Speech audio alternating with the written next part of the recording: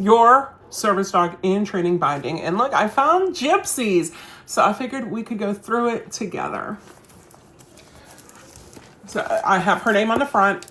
I have her AKC name and her AKC number here. I have a little painting I did of her that I just slid in here. So it has her name on it. Over here, we have a, what is this? A little zipper pocket, a chart that we're going to go over all of this, and then tabs, binder tabs, right? So what is in the zipper pocket? We're going to go through that first. In the zipper pocket, we have some training index cards from way back when. Probably her star puppy medal. Her microchip info, an x-ray, or a CD with her x-rays on it from when we did her hips and elbows in December. Another time when we did her hips and elbows, her microchip stickers, because you get stickers whenever you do them through AKC. So you can put them on her records and such. Okay. So all of that I just keep in the zipper pouch here. Then we have this chart, and this chart is her training timeline, and we have the date, her age, the goals or events, and the skills needed. So this is whenever she was 2, this is when she was 1, and this is before she was 1. And we have, for example, 8/11/2017, she was born. 10/2017, she was 2 months old, and we picked her up and we started her training. 11/2017, I had a workshop in Tampa that I needed to attend. It was a Duke Ferguson workshop, and she was coming with me at 3 months old. What did she need for that? She needed to be crated and good in the crate. She needed to do loose leash walking, and she needed to be able to, not have accidents in the hotel room, and to potty on command. So that was what we worked on. 12/2017, Gary Wilkes workshop in Jacksonville, and I taught a workshop in Miami. So for those, we needed a 1 hour sit on the dog leash, place, or chill. January 2018, she'd be 5 months old. We taught a service dog workshop here at the ranch, and she needed to know and demonstrate everything that was appropriate puppy-wise. At 6 months old, 2018, evaluate as a service dog in training and try her with the CGC test. So that's how I start. And you can do the first few years. You could do the whole life of the dog if you want to. And say, like, IACP conferences here. She was just over a year old. She needed place, down, stay for 2 hours. Why 2 hours? Because that's how long talks are. I could put her second heat on here when I needed to get her OFAs done. All of that, right? So that's why I have this. And why we were doing it. Like NEPA Post Silver School she went to with me, and I would put over here, what does that say? Marina's workshop, IACP conference. So then I know what's needed. I know what she needs to be able to do to be successful. And I do better when I have things written down. I also have, right here is her training log. Yes, I can have nice handwriting when I want to. And again, the oldest ones are the ones furthest back. So I flip to the back, then I'll show you moving forward. And what we have here is the training log, the date, the time, how long in each outing was, and then the total hours. So I don't have to go and add it up at the, when we're done. I just know at the bottom there how many hours it was, the location, and the skills that we worked on. For example, 10/6/2017, the airports, I didn't count that. 10/7/2018, 30 minutes at Tractor Supply, just being carried around. 10/10, 30 minutes, which leads to 1 hour of training at the dentist, working on sit and focus, which probably means Rich had a dental appointment, and I was working her a little bit. 10/10, 1 hour, getting carried around Sam's Club. A little bit of walking, so we worked on loose leash walking, sit and focus. So you have 54 hours.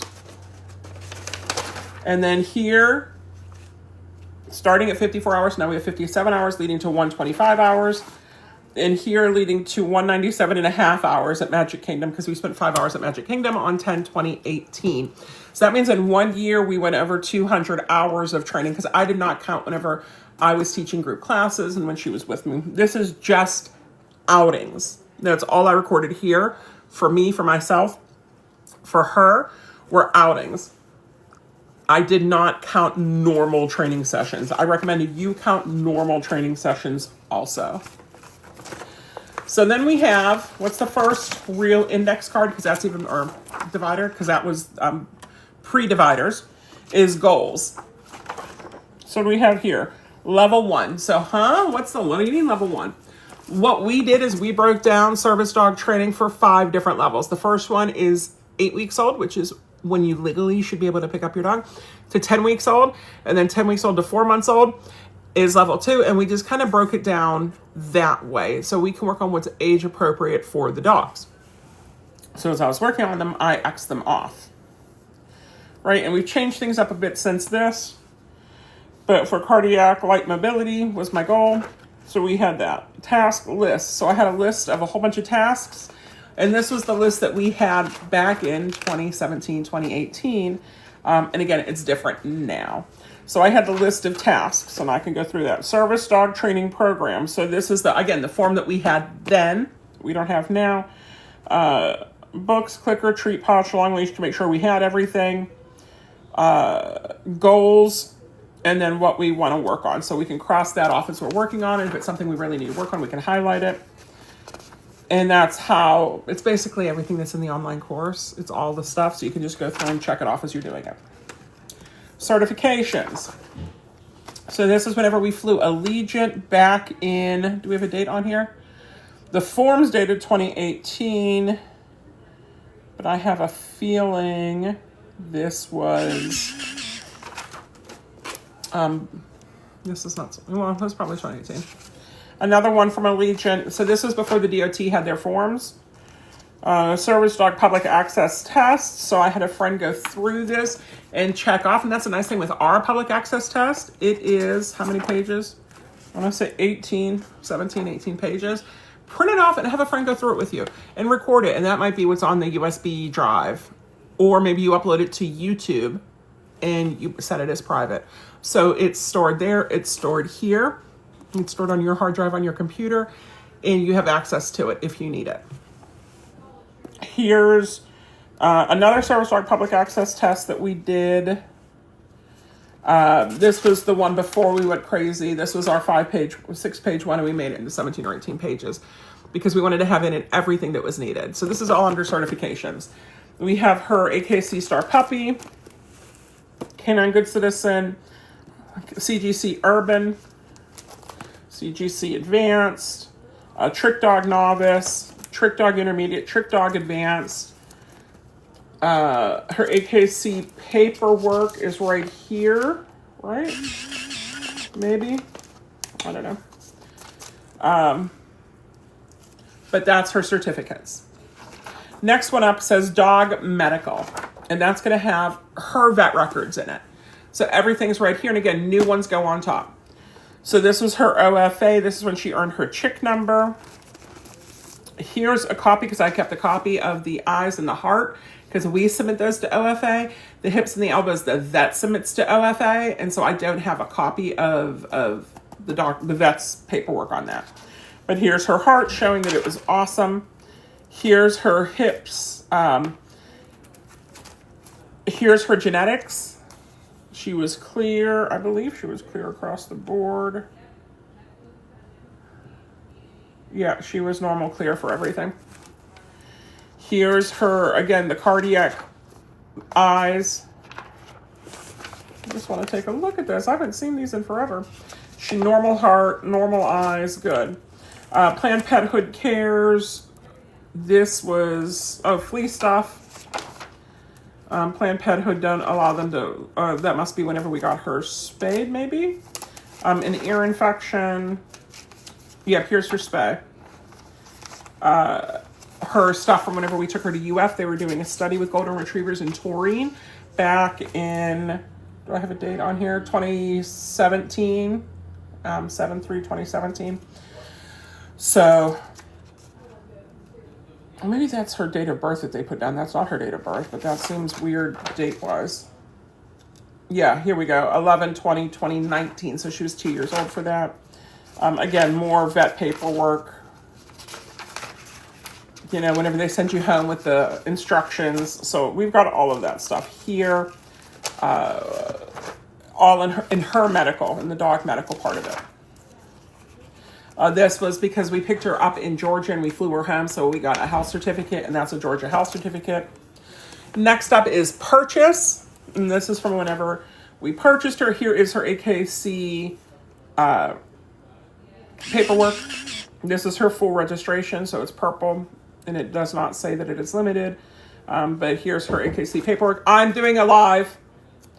Here's her pedigree, so you can see her parents and all. Puppy contract, and then notes from them, you know, from the owner. Something I had found, there's a canine data website, so I had put on here, and I was looking at her hips. Like, her mom was good hips, her dad was excellent hips. No, vice versa. Her dad was good hips, her mom was excellent hips. When they died, just so research her pedigree some, because when she was born, her mom, there were one male was bred to two females, a mom and a daughter, and we ended up getting the dog from the daughter, right? That's where Gypsy came from, because out of the 2 litters, there were 4 girls, but only one was Gypsy. Here's then, you missed the last one, is my medical.